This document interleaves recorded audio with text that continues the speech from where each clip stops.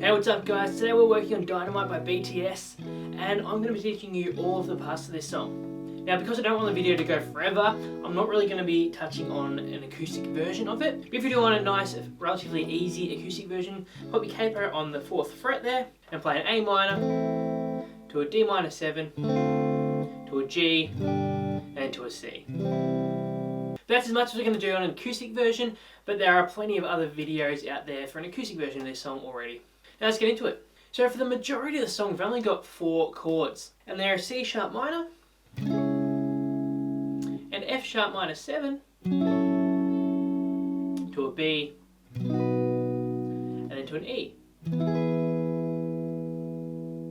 we're going to do these all as bar chords because we've got this funky strumming part going on a little bit later on, which works a lot better with bar chords than with open chords. So C sharp minor 7, we're going to bar the 9th fret all the way up to the 6th string, so all the strings there. Add your 3rd finger onto the 5th string at the 11th fret, and then your 4th finger just below that on the 4th string at the 11th fret. Then to an F sharp minor 7, so still barring that 8th fret, this time only up to the 5th string. Now, because you've already got that bar there, you can keep that whole bar down, but try to avoid strumming that 6th string. Well, it's no big deal if you still strum that. Add your 3rd finger onto the 4th string in the 11th fret, and then your 2nd finger onto the 2nd string in the 10th fret. And guys, these are just going to be long held chords at this point in the song. Then to our B, so now we're barring the 7th fret, all the way up to the 6th string again. Add your 3rd finger up to that 5th string on the 9th fret, and your 4th finger just below that, so onto the 4th string in the 9th fret. And you'll notice that's the same shape that we had on the C sharp minor. Now we're also just going to add that 2nd finger onto the 3rd string in the 8th fret. That's what makes it a major chord, just that one note difference there. And then for the E, still barring that same fret, again, only up to the 5th string now. But again, you can't keep barring all 6 strings. Just try not to strum that 6th string when you're strumming it, but it's no big deal. So barring that 7th fret, then just adding your 3rd finger to bar the 4th, 3rd and 2nd strings there. And try to bend it backwards so you're not touching that 1st string at all. Now for this particular song, if you are touching that 1st string and deadening it a bit, again, not a huge deal, I'll get to that in a bit. So those 4 chords together will sound like this.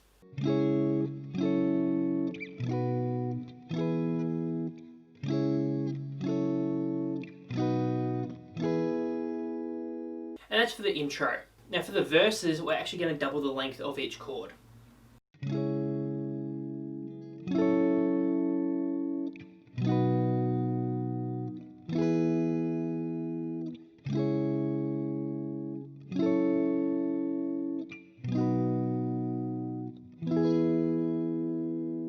Now I should mention that's actually not the guitar playing that part in the song.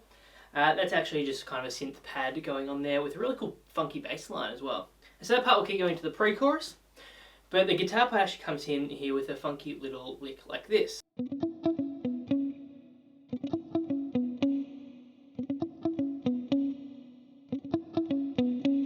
So that starts on the 2E, right? So the 1st 16th note after the 2nd beat. And we're going to start on the 9th fret on the 4th string, up to the 11th fret on the 4th string. Then we move up to the 9th fret on the 3rd string, and hit that twice. So far like this. Back to the 4th string at the 11th fret, to 9th fret, back to the 11th fret again. And then we want to be palm muting that as well to get that really funky sort of sound. And then up to speed.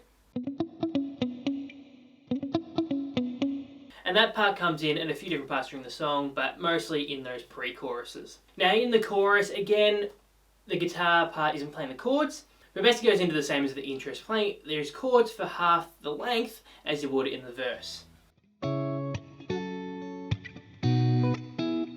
Now, if you don't have another instrument playing the chords, this is where you can bring in the funky strumming pattern that generally comes in at the next chorus.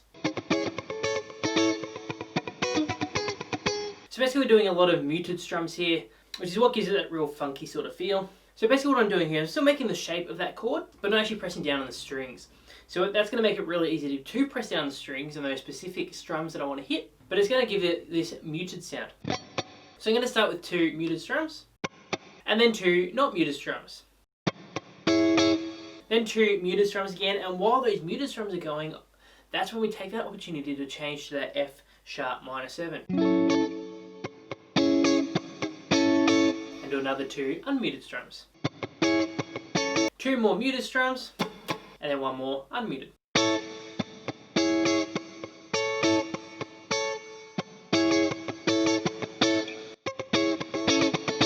And then do the same on the B and the E. Now that is one rhythm that you can use. Any sort of funky strumming pattern will actually work here, and they do change it around a little bit. So another really funky strumming part that works really well with this song sounds like this.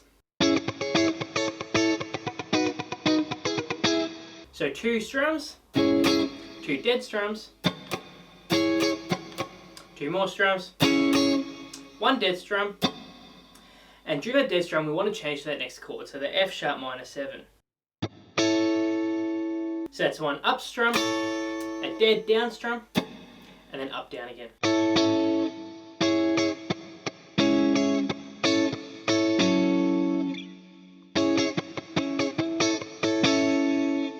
And then do the same on that B.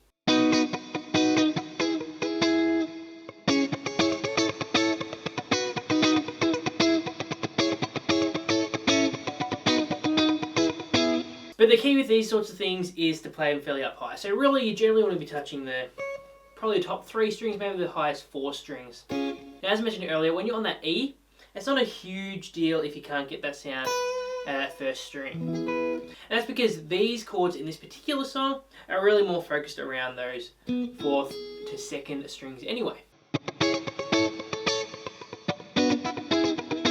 So not a huge deal if you don't get that first string sound out. Now, as I said, this normally isn't in the first chorus. I've normally just got the synth pad. We do have the guitar doing almost a percussive sort of part, and it's really just a muted 3rd string that just comes out occasionally. Listen real closely and you'll be able to hear it in there, but it's just something like this.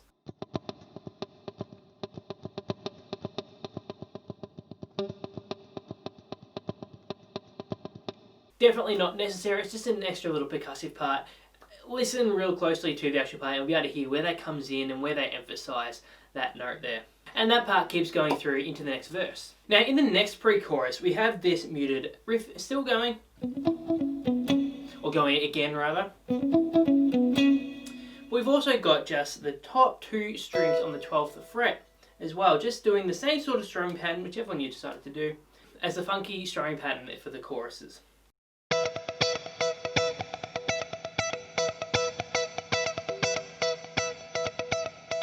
And if you're not super confident about just strumming those 2 strings, you can add your 2nd finger onto the 3rd string in the 13th fret as well.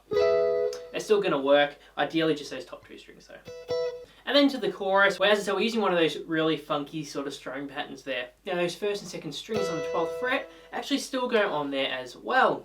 Just doing exactly the same strumming pattern as the rest of the chords. Now obviously you're just one person, if it's just you on guitar on your own, definitely prioritise the chords over those 1st and 2nd strings there. Now next we have a bridge where still the chords don't change, all we're doing is dropping out for 1 full chord progression. Then we come back in exactly like we're doing in the chorus, then another chorus same as the intro basically. So just held chords but for still that half length. And finally we have the key change in the very last chorus. And so our chords here are all just going to move up a whole step or a tone or 2 frets, however you want to think of it.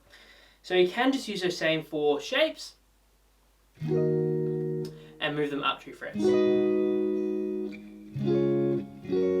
So it'll be a D sharp minor to a G sharp minor 7 to a C sharp to an F sharp. But what actually happens in the song is that the guitar part moves the other way. So we're actually going to change up our chord shapes here. So our D sharp minor 7, we're going to use the minor shape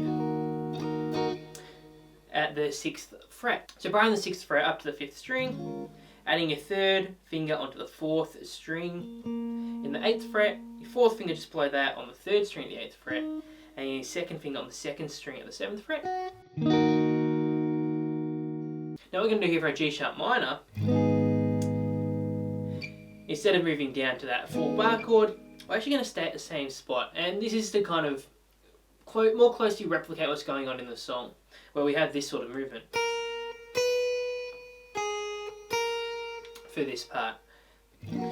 So keep barring that fret. Now what we're going to do is move our second finger down to the first string, the 7th fret, our third finger down to the third string in the 8th fret, and then our fourth finger goes onto the second string in the 9th fret.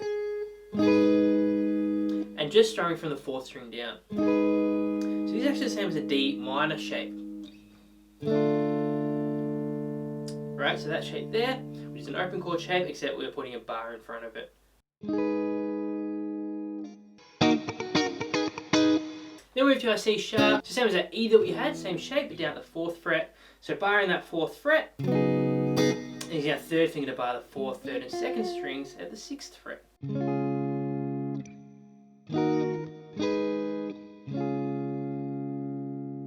And then we go to an F sharp. So again, we could do a full bar chord at the 2nd fret,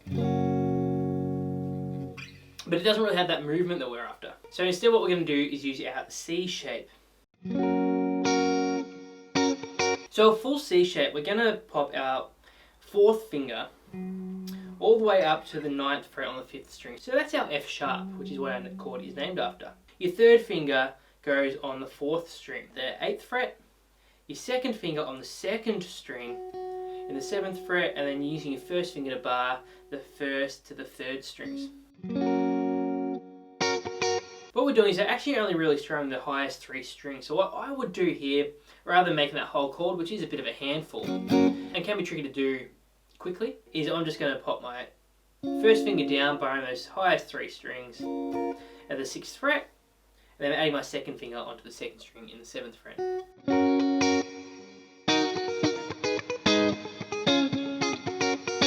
And so there are our chords for the rest of the song. And there we go, guys, that's Dynamite by BTS. Every single part that's in there, at least that I can think of at this stage. If I've missed any parts, let me know. Leave any comments, questions, or requests in the comment section below. Make sure to like and subscribe. I've got new lessons coming out every single week that you don't want to miss. And it really helps to support the channel. Thanks for watching, guys. I'm Sam. I'll see you next time.